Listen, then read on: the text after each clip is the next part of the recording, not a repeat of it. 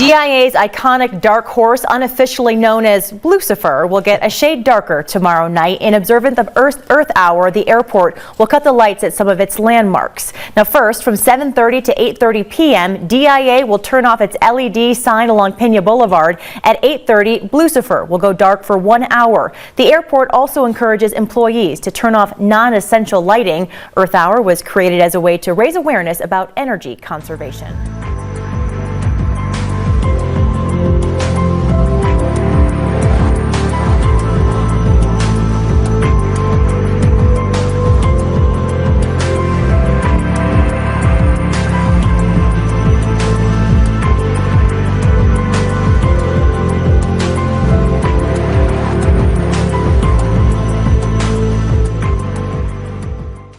Tonight we hear from inventor and futurist Ray Kurzweil about immortality and the exponential growth of technology. We're going to get to a point 10, 15 years from now where we're adding more time than is going by to our remaining life expectancy. People sometimes say that death gives meaning to life because it makes time short, but actually death is a great robber of meaning, of relationships, of knowledge. We're going to be able to overcome disease and aging. Most of our thinking will be non-biological. That'll be backed up. So part of it gets wiped away. You can recreate it, and we'll be able to extend our lives indefinitely. I'd rather use that word than forever. All right, well, we may not be able to teleport just yet, but apparently we can holoport. Holoport, okay. Holoport. Digital reporter Alexander Bahu is here to explain what this new technology is and what's involved in virtual travel. Hello. That's right, hello. Microsoft is working on what they're calling holoportation. So it's like teleportation, but you physically aren't going anywhere, just your virtual self. Holoportation uses a type of 3D capture technology to transmit a model of you to anywhere around the world in real time. Well, some say corporations know more about each of us than the government ever will. And when it comes to new technologies like biometrics, one expert says that technology is advancing faster than our ability to contain it. Would you swallow this pill so you didn't have to remember another password or wear an electronic tattoo identifying you to get better deals? It's not sci-fi. These are real, and it's just the beginning of a tech revolution. All kinds of things that we don't even think about, where we shop in the store, what things we pick up, are starting to be recorded and analyzed. Tom Keenan of the Canadian Global Affairs Institute says biometric ID is advancing faster than our ability to contain it, and he calls it creepy. There's no way society can keep ahead of this. We've seen retinal scans in airports. Now even some U.S. schools use them to speed up cafeteria lines. Cars use them instead of keys. Banks are lining up to implement the technology at ATMs. It makes it easier for us, but also easier for the people who watch us. So somebody with enough data processing power, which is dirt cheap now, can go out there and follow everything that you do. Police use facial recognition software to scan huge banks of images, and they're testing ways to identify us just by the way we walk. Keenan says that technology will come to the store down the street. So next time you go into the Walmart, maybe it knows as you walk in there who you are, that you're pre-diabetic, etc., and suddenly you start being manipulated. The company Nimi's wristbands use our heartbeat to identify us for finances, for passwords, for booking travel. Keenan worries we'll simply accept new technologies because it's easy without thinking hard about how others might use it. Controversy tonight over Robert De Niro's decision to pull a documentary from the Tribeca Film Festival. The documentary, titled Vaxxed, was slated to screen at the festival.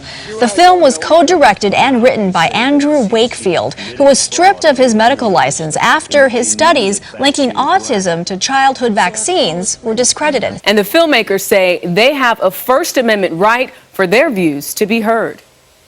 Everything I've been telling my patients for the last 10 years has been based on a lie. Vaxxed has been axed from New York's Tribeca Film Festival. This trailer posted online is all that audiences can see of the documentary Vaxxed, from cover-up to catastrophe. Who is stopping that story? Is it a corporate interest? I don't know. Why does Tribeca suddenly not want to tell this story? Why does, I have nothing but respect for Robert De Niro and Tribeca. I can't imagine what type of pressure came down that would make them pull a movie that they were obviously behind in the beginning. The director and producers say they were not given an opportunity to appeal Tribeca's decision. They say it's an example of, quote, the power of corporate interests censoring free speech, art, and truth. You probably didn't learn in school, but your kids probably will or already are. Same-sex marriage being part of a lesson plan for students across Colorado, part of an anti-bias curriculum, even for preschoolers. Jeremy, from the preschool level with same-sex couples featured in picture books all the way up to the high school level, curriculums are changing and teachers are not afraid to talk about it.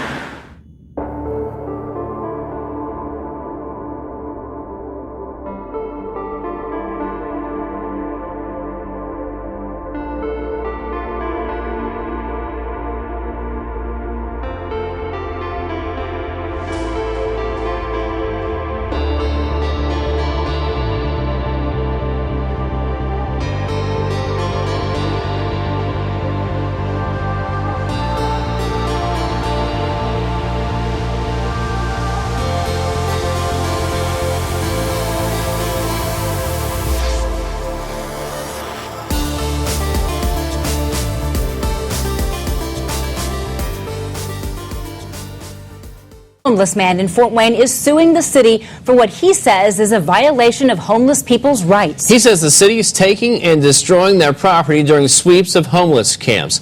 A spokesperson for the city of Fort Wayne says they've done 20 cleanups of homeless camps since 2011. Keith C. is calling those sweeps unconstitutional and discriminatory. He says their homeless camp sweeps are unconstitutional. They're taking their tents, coats, blankets, and other property. They're then destroying or throwing the stuff away with no chance to get it back. C says his grandfather's jacket was taken in a sweep last year. They're wrong. They're taking our personal property, saying it's junk. To them it may be, but to us it's our life. Sally Segerson has been working the streets for about 4 years as founder of Street Reach for the Homeless. She says one man she knows lost an irreplaceable Bible in a sweep. Facial recognition technology in the fight against terrorism.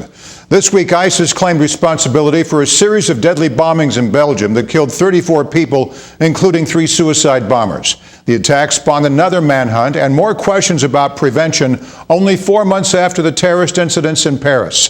Facial recognition technology might help prevent such attacks, but it's a work in progress. So there's been a real push to try and incorporate more and more of this what's called biometric data into a record so that it can be useful for law enforcement. And that's what we're seeing here. We, as soon as these events happened, we had a very clear picture of who law enforcement thought was in charge, who they thought was responsible for this terrible event. You had, that scene, that picture that's now being blasted on televisions all around the world. But it's strange. When I talked to DHS about this, they pointed out that, hey, you might feel a little bit strange standing in line at a border crossing and surrendering your biometric data to the government. That's you don't have to be somebody with ill designs to feel weird about that, but we give away biometric and is available for Deep Creek Hot Springs. A large group of subjects wearing turbans and chanting possibly have guns. At one point, some of them disappeared and started shooting what sounded like large, like long gun type firearms. Caution or overreaction? San Bernardino County Sheriff's deputies questioned more than a dozen men firing guns in the desert. Welcome back. I'm Jeff Vaughn. And I'm Pat Harvey. Now, the FBI is now looking further into this incident, even though deputies say no crime was committed. While the Sheriff's Department has said the men didn't do anything wrong, the story is still gaining traction online, in part because of the sheriff's radio traffic that describes the men and seemingly suspicious circumstances. There was a large group of Middle Eastern males in their 20s. They immediately grabbed their things and started hiking away from the springs there. They were up all night chanting all Akbar type stuff. At one point, some of them disappeared and started shooting what sounded like large, like long gun. I think it's a terrible thing. I think it's just insane that there would be that kind of tension in Southern California for that issue to happen. While the Sheriff's Department says everything checked out, the FBI is now taking a look because this all happened on federal land. San Bernardino County sheriffs say that no one was arrested and no crime was committed. All but one of the guns was registered. Reporting now. Good evening. The Education Department is being forced to send in security guards to deal with growing violence in our schools. It's happening more and more as schools try to protect teachers and students. Throwing punches, pulling hair and ripping clothing. Two young girls in a schoolyard brawl. This is a sign of the times in WA schools. It's become so bad at Kalgoorlie Boulder Community High School that the Education Department's been forced to send in security guards. I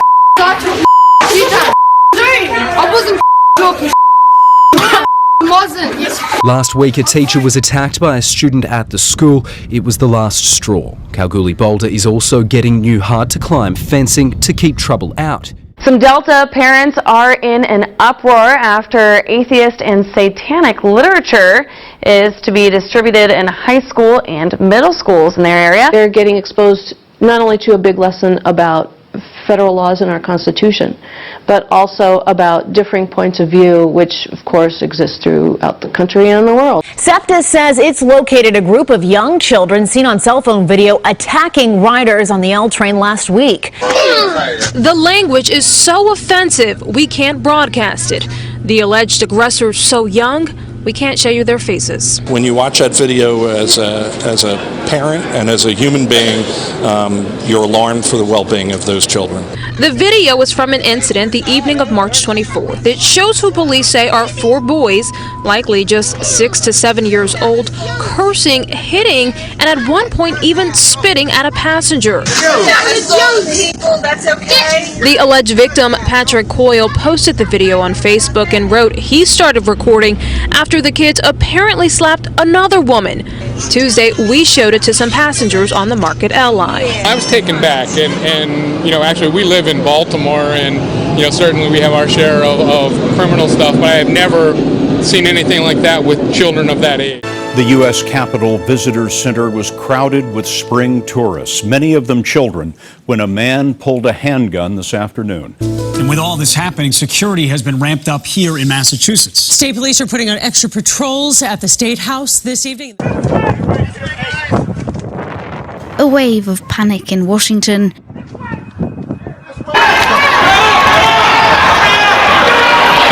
Cell phone video captures the frantic moments after gunfire rang out inside the U.S. Capitol Visitor Center Monday afternoon. Officers just coming out from every direction with guns drawn. Get out, there's a shooter. So we ran out of the building. Sources tell CBS News the suspect is 66-year-old Larry Dawson from Tennessee. A man with the same name had been ordered to stay away from Capitol grounds after he disrupted the House chamber last fall. Now, it is worth noting that a man named Larry Dawson was arrested in Washington, D.C. last year. I have a video clip to show you here now from the U.S. House chamber last year. Listen very closely here. That's Dawson you hear shouting. It goes very quickly. It's not easy to hear, but Dawson was arrested for interrupting that meeting of Congress in 2015. He can be heard shouting, "I am a prophet of God." Now, remember that point. Here's more that we've uncovered about the local Middle Tennessee link. This out of Williamson County. I actually did a story back in 2003 on a man named Larry Dawson. Now, take a look. We have some video from the courtroom here, and there he is before a criminal court judge. Dawson was a former Williamson County school bus driver. We reported that he was arrested for harassing a teenage girl, and get this, we reported that Dawson claimed to be a prophet of God. Certainly, we have now heard that before. It was a troubling end to a man's trip to Hawaii. Federal officials say he created a big disturbance on a flight. Yeah, Joe, this one's a little bizarre. It all started with a man and his desire to do yoga, something we usually consider to be soothing, calming. But for one Korean national who chose to do yoga on the plane, turned out to be anything but calming. The man was vacationing here in Hawaii with his wife. Officials say the couple on the return flight from Honolulu to Japan this past Saturday, when the man started yelling at crew members and then shoving and pushing his wife. They said the man didn't want to sit in his seat during the meal service, so he headed to the rear of the plane to do yoga and to meditate. But according to court documents, the man then tried to headbutt and bite some Marines. They happened to be passengers on the plane, and they were summoned in to try to help the man back to his seat. Well, in the end, it got so out of hand, the pilot turned the plane around and returned to Honolulu. The man was charged with interfering with a flight crew, and now he's spending a few extra days in Hawaii at the Federal Detention Center. Now, the man explained his behavior to the FBI. He said he was sleep deprived and claimed he didn't know he was supposed to listen to the flight crew's instructions.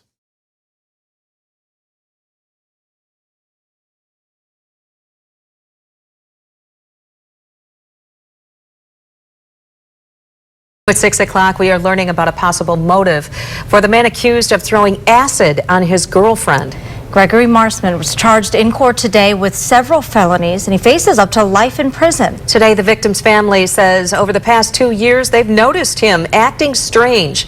24-hour News 8's Heather Walker got a look inside the home where Marsman left notes referencing the devil. The house was torn apart. There were acid burns throughout the house in every room. I denounce God, have accepted Satan. That was one of the notes that were left behind by Marsman. There were more in his bedroom and a message on the fridge. So it looks like, today, the victim's son, Keith Nemeth, began cleaning up the mess. He says his mom, Cheryl Keach, had Marsman living with her for the past 10 years. I've noticed probably the past couple of years, he's been a little bit more random. We begin tonight with the terrifying scene that played out late today for commuters at a Greyhound bus station in Richmond, Virginia. A chaotic and deadly scene, an active shooter at the station shortly before 3 p.m. Tonight we've learned officers with the Virginia State Police were reportedly there for some sort of exercise. Tonight the gunman is dead and at least 2 other people are being treated for injuries after a bizarre and tragic turn of events. As the SWAT team stood down, Virginia police officials would not be specific about what kind of exercise the officers were conducting this afternoon at that bus station before the shooting.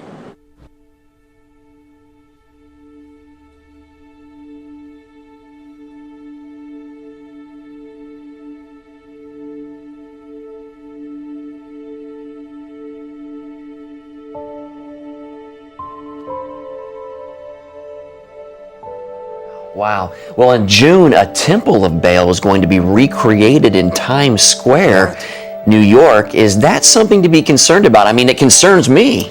I think it's something that we have to be extraordinarily concerned about. And again, this is a reconstruction of a temple from Palmyra in Syria that ISIS recently destroyed.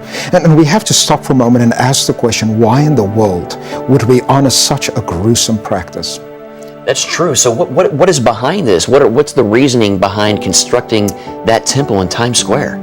I think there are 2 things going on. I think there might be a larger sinister plan, but I think maybe perhaps this is a materialist reading of the world where people simply say this is culture, there's nothing sinister behind it, there is no God and there are no evil forces. But I think as Christians we have to stop for a moment and recognize once again what it is indeed that we are celebrating, that we say is important.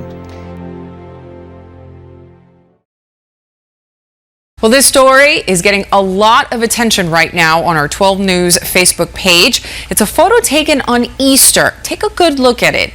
It's of the large fountain in Fountain Hills, and it apparently, look at that, it's in the shape of Jesus Christ. Well, a man by the name of Gary Johnson snapped the image on Sunday, and it's being shared all over social media tonight. It's not the first time an image similar to this has been captured and shared thousands of times.